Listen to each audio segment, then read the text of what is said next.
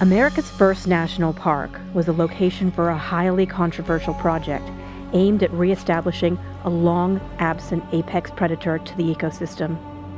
On this wintry adventure, we travel north to seek out these elusive creatures amongst the rugged, icy wilderness of Yellowstone.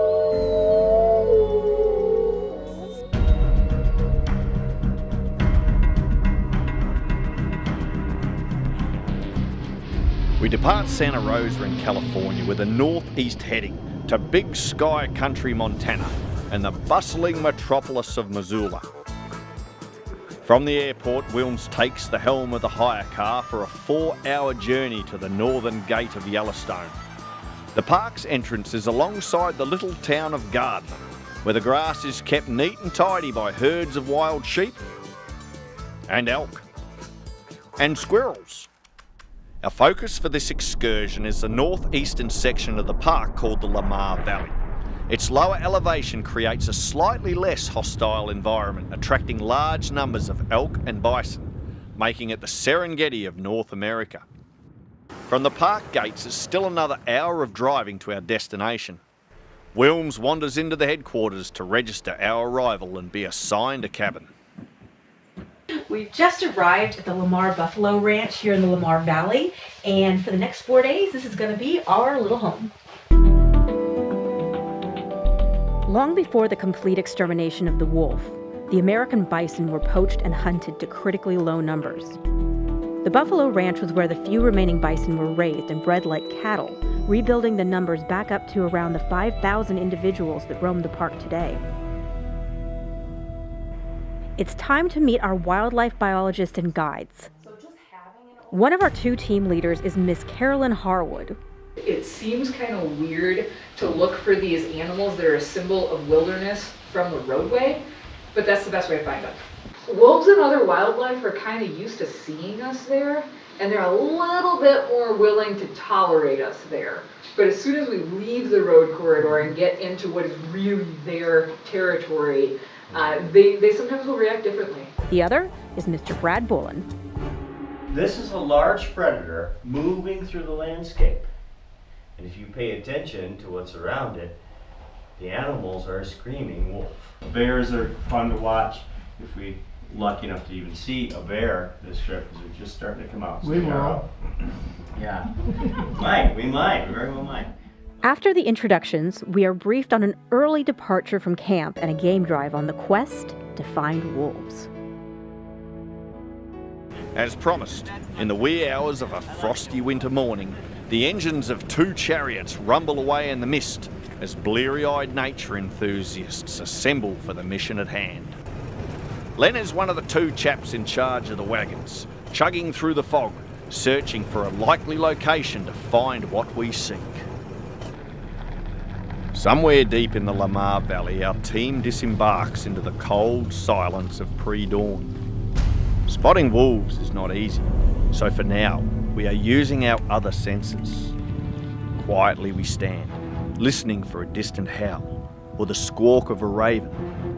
Any clue as to where these wild packs may be roaming. Visual indicators include nervous herds looking intently in one direction. This can be the sign of a predator, as could animals on the run. Ravens can indicate the presence of a carcass, where the culprits may still be at the scene. 2 conspicuous corvids here are the common raven and the magpie.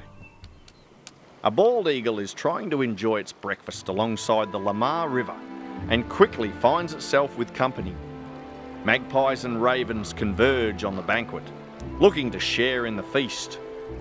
The crowded conditions force the eagle to give up its meal and fly away for some solitude.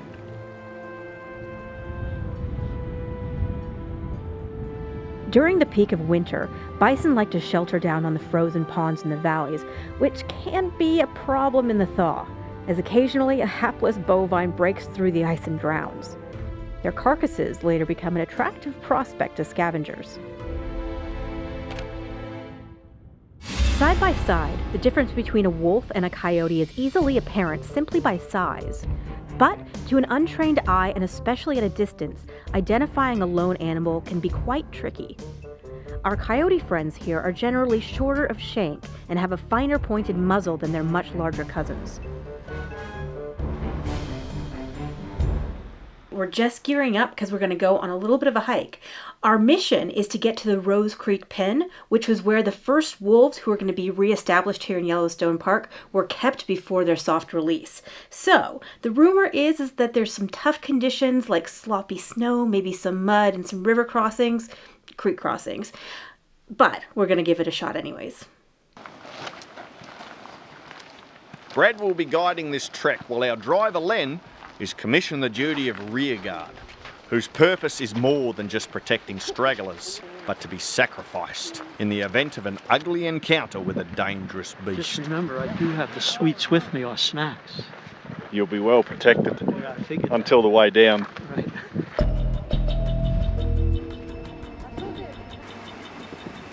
Not far up the trail, Brad shows us the skull and huge antlers of a full-grown male elk, giving Wilms a chance to show her strength.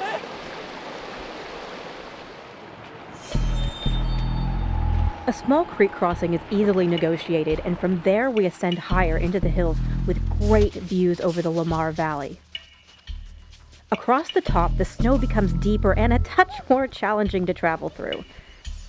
Then we descend down a gully within sight of the Rose Creek enclosure. The pen has already sustained some serious damage over the years, with fallen trees smashing down sections of the fence. Here, Brad begins the tale of this highly controversial project. Back in the early days, the park had adopted a predator eradication program that saw the last wolf killed in 1926.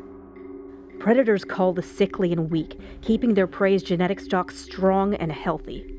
Lack of predation allows numbers to spiral out of control to the detriment of the environment. In an effort to restore balance back to the ecosystem, trappers in Canada were commissioned to capture packs of live wolves where they would be transported to the Yellowstone ecosystem in the winter of 1995. Wolves were loathed by many of the ranchers bordering the parks, and the project constantly met fierce resistance. Despite the opposition, several packs of wolves made it to Yellowstone, and the Rose Creek pack stayed for 10 weeks to become familiar with their new world before the gates were opened. Needless to say that against all odds, the project was a success, and now an estimated 100 wolves roam the wilds of Yellowstone. Back at camp, it's time for dinner, and also to introduce the most important person on the team. Oh, this is Doug, our chef. Give us a little wave. Dainty little glass. Get right up close. That's the vegetarian entree right Oh, is there. it? I mean, Oh, dreadful. dreadful. After dinner, the troops assemble for evening lectures about wolves and the ecology of Yellowstone.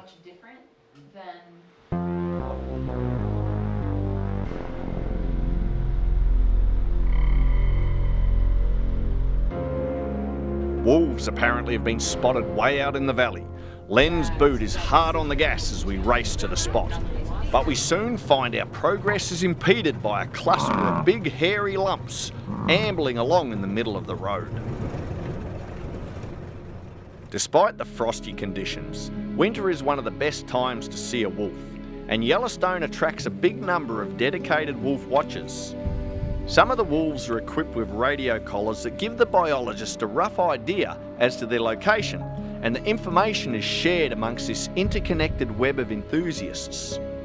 A conspicuous yellow wolf plane is also a good beacon for the common tourist to know that something is about. Unfortunately, our arrival was already too late, and it's only tundra, trees and clouds in our spotting scopes. A little later, we get a bear sighting. Way out across the valley, a small, dark spot wanders through the rocks and trees. A grizzly bear, although it's about as close as any of us want to be. The mountain bluebird is far less threatening.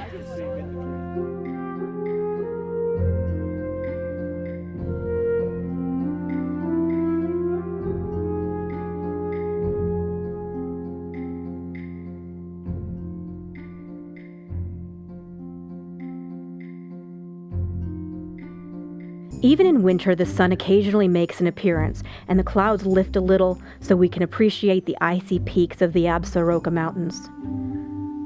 These lofty environments are home to the mountain goat that can be seen as a diminutive off-white speck amid the towering rock.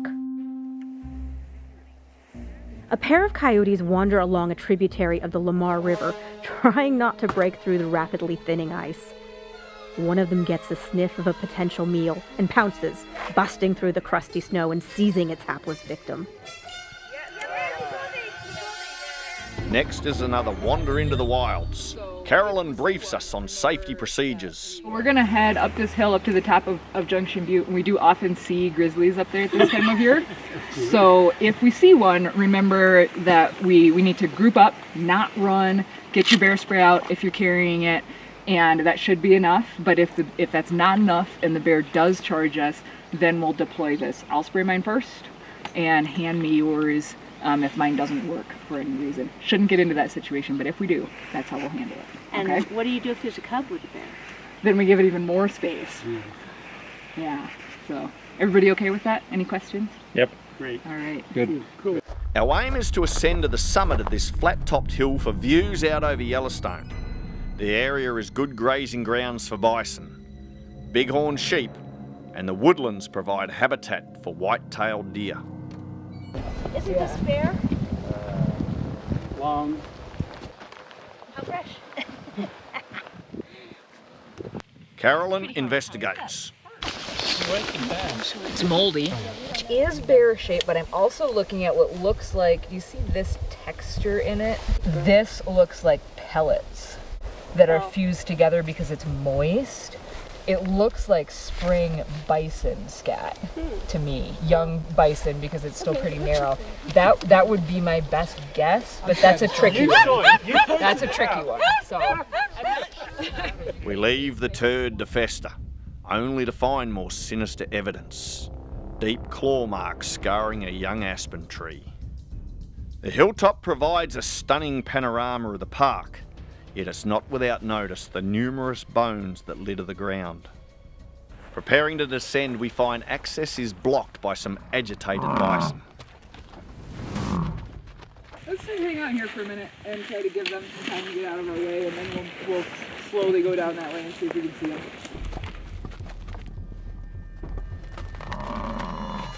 So we're gonna head down. Not too far down the trail, we again encounter our bovine buddies. They are still fighting. Dirty big cows blocking the way. We continue to wait, hoping they might move on. Then, something really scary crests the ridge on our left flank. Hey Mama Bear, you're gonna stay up there, right? Oh, that's a good one. Not cub of the year, that's last year's cub. Right, So that but cub it's, is just over a year. but it's still a cub. Now the bears become acutely aware of us. He's looking right at us. Carolyn realises our options are diminishing. Boxed in by rough terrain, bison and bears, we are left with no choice. We must sacrifice Len. Now the bears begin to descend towards us. They're coming this way. All right, let's go ahead and yeah, we'll go this way. The bison bolt, and we have our chance to escape. Pinned in on two sides by bison, and then a mama grizzly with her cub shows up. I don't think we could ask for a better adrenaline rush today. I was trying to figure out what we were going to do next. And the elephant just comes up, looks at it.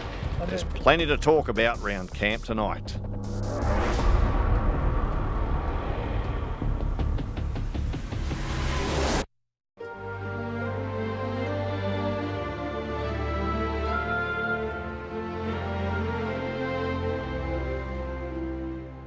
So on this hike, it's quite a chilly breeze. We're heading up the hill to an old carcass of an elk that was brought down by wolves.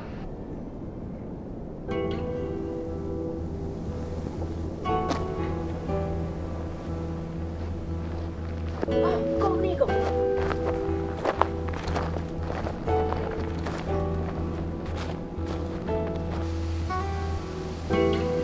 3 weeks have elapsed since the elk was killed, and all we find is a skull and vertebrae.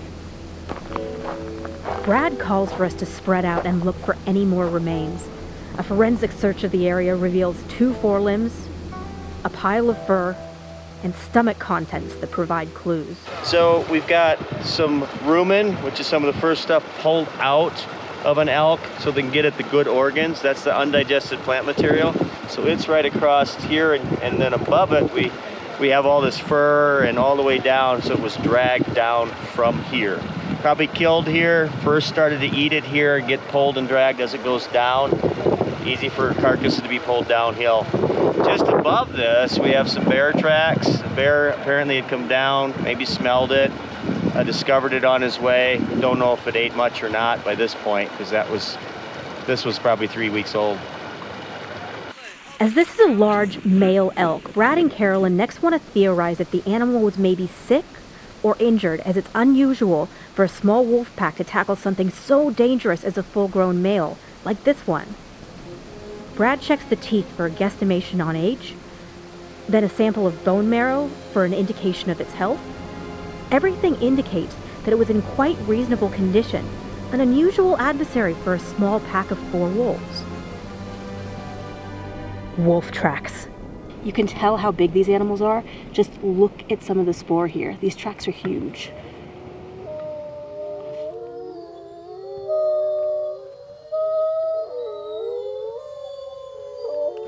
Frosty morning on the 3rd day when we'd all given up hope, and finally wolves have appeared. I only see one. There's 4 out there. And it's about the closest you can really hope for. There's the tiniest little black dot over there on the snow line on the little plateau. Even with excellent guides and a great team, it proves these elusive animals can be very hard to find. Returning these remarkable animals was an outstanding achievement, and it is a great honour to be shivering, gazing into the rugged hills and appreciate the results of a very ambitious project, the return of the wolf. Success. And so, with Wolf Week over, it's time to return home. Driving out of Yellowstone often involves dodging bison and can be slow going. Then, to our astonishment, who should appear on the ridge just above our car but a collared black wolf? We watch as it calmly wanders away and vanishes into the woods.